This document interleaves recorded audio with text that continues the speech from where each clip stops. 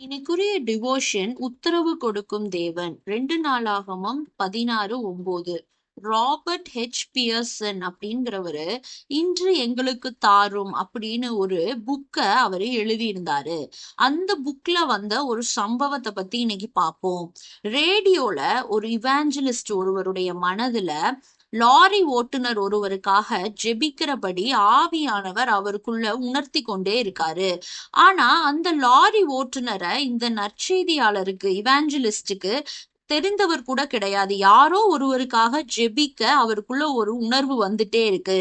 காலையில பிராட்காஸ்ட் ஆகிறதுக்கு முன்னாடி இந்த காலை வேளையிலும் இந்த நெடுஞ்சாலையில் உள்ள ஒரு லாரி ஓட்டுநருக்காக ஜெபிக்கிறேன்னு அந்த ரேடியோ பிராட்காஸ்ட்ல அன்னைக்கு ஜெபிக்கிறாரு. சில நாட்கள் கழித்து அந்த ரேடியோ இவாஞ்சலிஸ்ட ஒரு கடிதம் வருது. ஒரு பெரிய லாரிய ஓட்டி கொண்டு நான் போயிட்டு இருந்தேன். நான் முரடனாகவும் ரொம்ப பக்தி இல்லாதவனாகவும் இருந்தனால தேவனை தேடுவதற்கு எனக்கு நேரமே இல்லைன்னு அந்த லெட்டர்ல அந்த டிரைவர் எழுதியிருந்தாரு. அன்று ரொம்ப தற்செயலாக நான் இந்த ரேடியோ நிகழ்ச்சிய கேட்டேன். அப்போ நீங்க ஜெபித்து கொண்டிருந்தீங்க. வேறொரு ரேடியோ ஸ்டேஷனை மாத்துறதுக்கு நான் மாத்தி கொண்டிருந்தப்ப இந்த ஸ்டேஷன்ல உங்களுடைய ஜெபத்தை நான் ரேடியோ பிராட்காஸ்ட்ல கேட்டேன்னு அந்த டிரைவர் எழுதியிருந்தாரு. நீங்க எனக்காக தான் ஜெபிச்சீங்க. உங்க ஜெபத்திலையும் பிறகு நீங்க பண்ணின அன்னைக்கு உரிய பிரசங்கத்திலையும் நீங்க சொல்லிய சில விஷயங்கள் எனக்கு அப்படியே பொருத்தமா இருந்துச்சு. தேவனுக்கும் எனக்கும் மாத்திரமே தெரிஞ்ச சில உண்மைகளை அன்னைக்கு நீங்க சொன்னீங்க. என் இருதயம் தொடப்பட்டது.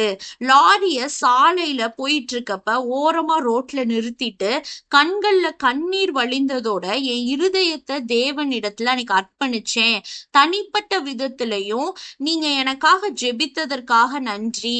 அதை வைத்து என் வாழ்க்கையவே தேவன் முற்றிலுமா மாற்றிட்டாரு அப்படின்னு எழுதியிருந்தாரு. அன்னைக்கு அந்த ரேடியோ இவாஞ்சலிஸ்ட் தேவன் ஜெபிக்கிறபடி உணர்த்தினப்ப லாரி ஓட்டுநரும் தற்செயலாக கேட்க நேர்ந்திருக்கு. ஆனா தேவனே அதை செய்தார் அப்படிங்கிறதுல எந்த சந்தேகமும் இல்ல. அந்த குறிப்பிட்ட நேரத்துல அந்த லாரி டிரைவர் அந்த ரேடியோ நிகழ்ச்சிய கேட்கிறதும் அதே நேரம் அந்த ஜெபத்தை ஏறெடுக்கிறபடி தேவன் சூழ்நிலைகளை கரெக்டா ஆர்கஸ்ட்ரேட் பண்ணியிருந்தாருங்கிறது தான் உண்மை.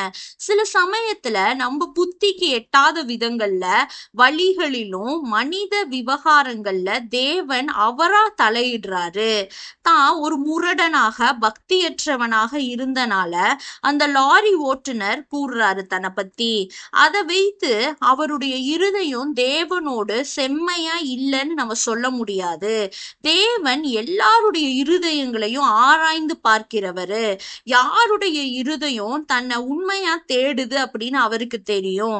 தேவன் அப்படிப்பட்டவங்களுடைய கூப்பிடுதல்களை கேட்க ஆவல் உள்ளவராய் இருக்காரு. நம்மளும் கூட தேவனை உற்று நோக்குகிற இருதயத்தோட இருப்போம். ஆமேன்.